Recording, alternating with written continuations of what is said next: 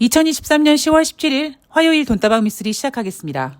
네, 유튜브 커뮤니티에 올려드린 것처럼 저의 소중한 행운이가 월요일 한 11시 반경에 무지개 다리를 건너갔습니다.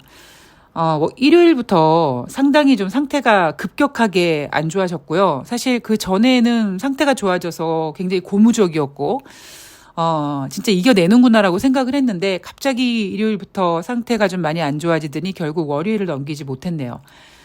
반려동물 키우시는 분들 아시겠지만 반려동물은 가족 같은, 저에게는 가족이죠. 그 슬픔을 다 표현할 수는 없고요. 10년이라는 시간.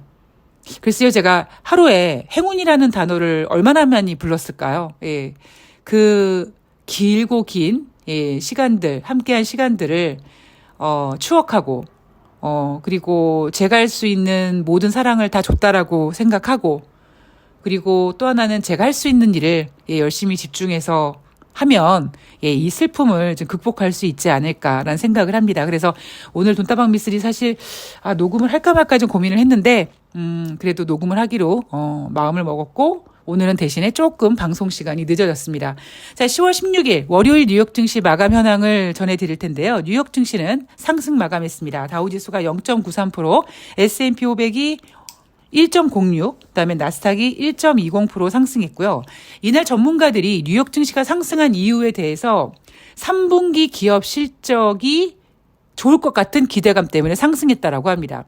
제가 지난주에 이번 3분기 어닝 시즌에 대한 이야기를 좀 해드렸죠. 첫 번째는 일단 눈높이를 로비가 아니라 지하 2층이 아니라 지하 5층까지 파헤쳤다. 그리고 두 번째는 어닝 시즌의 첫 스타트를 끊는 업종은 바로 금융주다.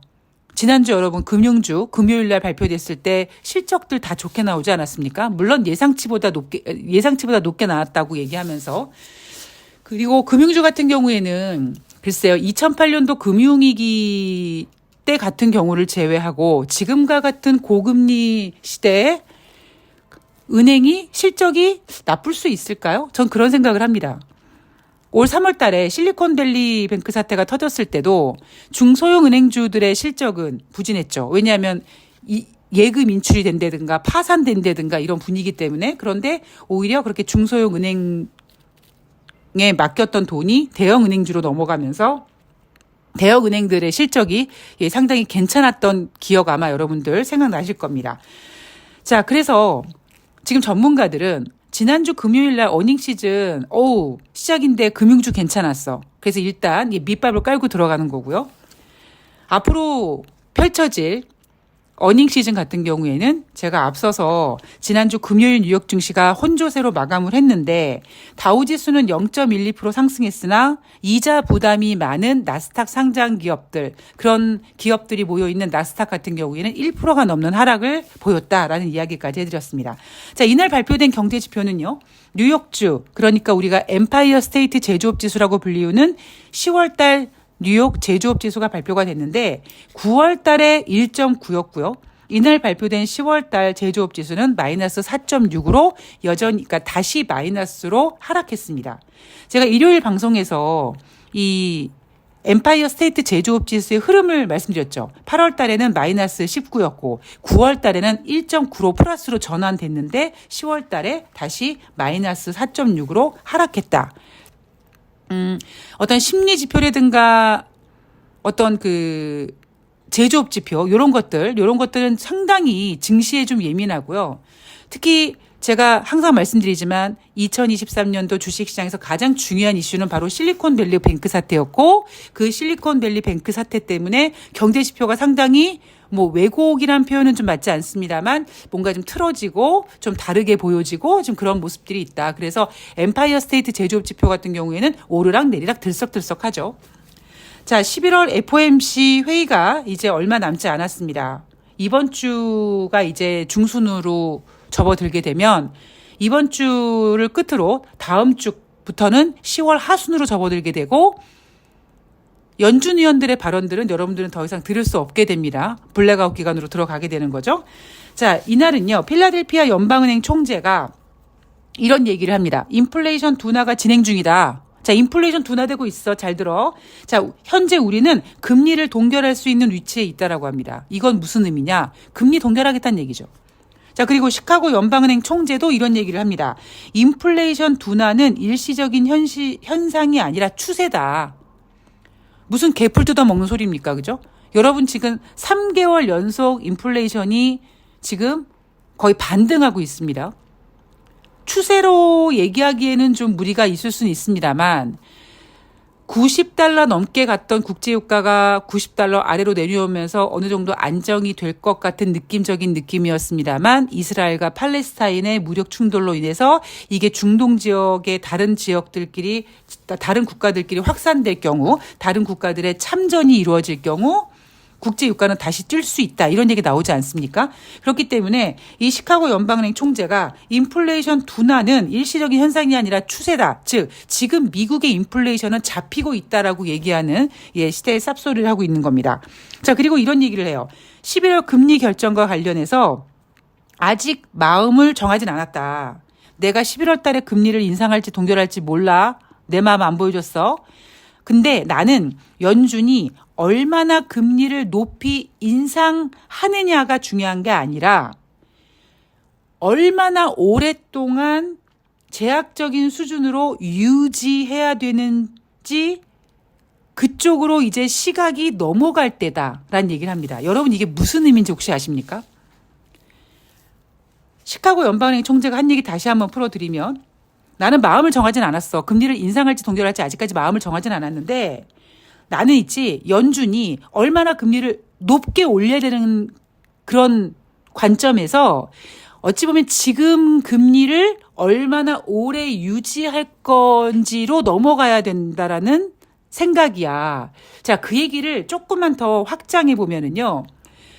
금리는 인상하지 않고 금리는 인상할 필요 없이 지금 금리에서 얼마나 오랫동안 유지하다가 언제 금리를 인하할 건지의 관점으로 넘어가야 될 시점이라고 시카고 연방은행 총재가 얘기한 거라고 저는 생각을 합니다. 왜냐하면 지금 금리를 얼만큼 올리는 게 중요한 게 아니라 지금 금리를 얼만큼 유지하는 게 중요하다라고 하면 그냥 이렇게 얘기하면 되겠죠. 금리를 인상하는 게 중요한 게 아니라 언제까지 유지하다가 다시 인상할까 이런 의견이 나와야 되는데 지금은 금리 인상이 아니라 지금 금리를 어느 정도까지 유지하다가 어느 시점에 금리를 인하해야 되는가 그것으로 관점이 넘어가야 된다라는 얘기로 저는 생각을 했습니다. 왜 시카고 연방은행 총재가 이런 얘기를 했을까요?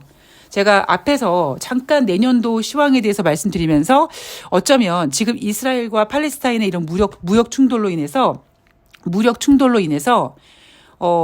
미국이 자기네들이 경기가 둔화돼서 이렇게 고금리가 계속 유지되면 경제가 진짜 안 좋아질 것 같으니까 금리를 좀 인하하고 싶은데 지금 금리를 인하하자니 인플레이션이 잡히지 않은 상태에서 인하를 한다는 거는 미국이 경제가 안 좋다라는 걸 인정하게 되는 거고 따라서 뭔가 핑계거리가 필요했는데 이스라엘과 팔레스타인의 무력 충돌이 생겼다.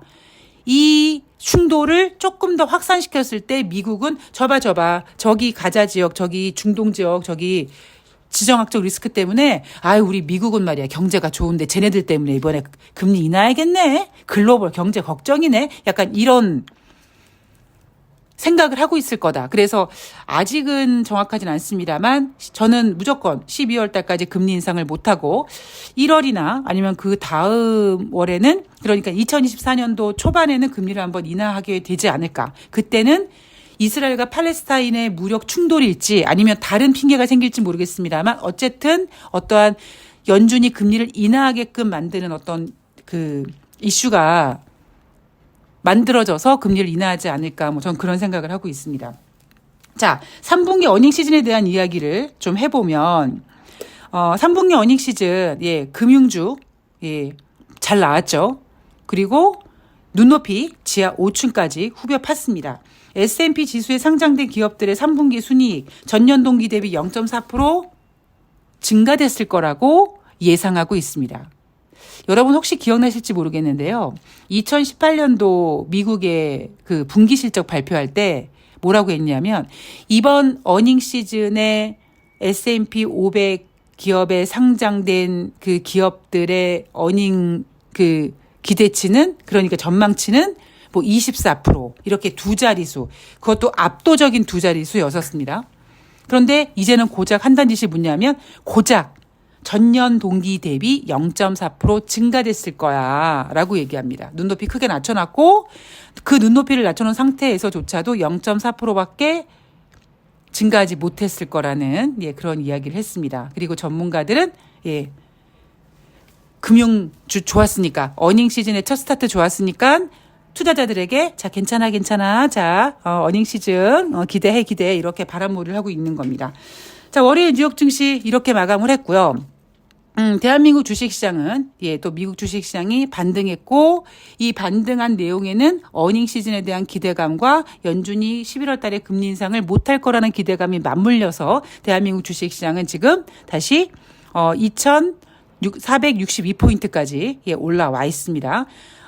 코스피에서 외인이 한 2천억, 지금 현재 2시 24분 현재 2천억 원 넘게 살고 있는데, 저는 항상 말씀드리지만 외국인들의 주식 매수는요, 일시적이어야 된다고 생각을 합니다. 일시적이 아니라, 그러니까 꾸준해야 된다고 생각을 합니다. 그래서 이날 들어온 외국인들의 이 3천억 가까운 매수가 과연 일시적인 건지, 아니면 이런 모습들이 앞으로도 계속 나오게 될지 그걸 지켜봐야 되는데, 일요일 방송에서 말씀드렸듯이 애널리스트들은 이제 코스피가 연초 때만큼 떨어졌으니까 외국인들이 주식시장을 리드할 것이다라고 얘기했죠. 아마 그런 생각을 하고 있는 애널들은 오늘 주식시장을 보면서 거봐 외국인들이 돌았잖아라고 생각할 수 있을지 모르겠습니다. 그런데 저는 아직까지는 좀 그렇게 보기에는 무리가 있지 않을까. 2023년도 하반기 주식시장은 오르락 내리락 하면서 우하향 곡선을 그릴 것이고 가끔씩 튀는 자리가 있을 것이다 라는 이야기를 계속 해드렸죠. 자, 오늘 돈다방 미스터리는 여기까지 하겠습니다. 행운이에 대한 이야기를 좀 해드리고 싶지만 제가 눈물이 날 것 같아서 해드리지 못하고 그냥 오늘 아침에 그러니까 앞에서 말씀드렸던 것처럼 정말 짧게 아프고 갔습니다. 한 45일 정도, 딱 45일 만에, 뇌종양 판명 이후에 딱 45일 만에, 무지개 다리를 건넜고요. 45일 동안 아팠던 건 아니고요. 약 먹으면서, 정말 굉장히 누가 봐도 아픈 애 같지 않게 건강하게 잘, 생활을 했는데, 막판에 조금, 좀 심각하게, 뇌종양에 약간 치매 증세까지 오고 그러면서 좀 힘들었던 것 같아요. 그래서 행운이도 약 먹기 얼마나 지겨웠겠습니까? 그죠? 하루에 2번씩 약 먹어가지고 약 먹는 거 되게 싫어하는 강아지인데, 그래서 자기도 약 먹는 거 싫고 자기도 아픈 거 싫고 그다음에 엄마 힘든 것도 싫고, 그래서 미리 좀 간 게 아닌가 그런 생각을 합니다. 행운이 얘기는요.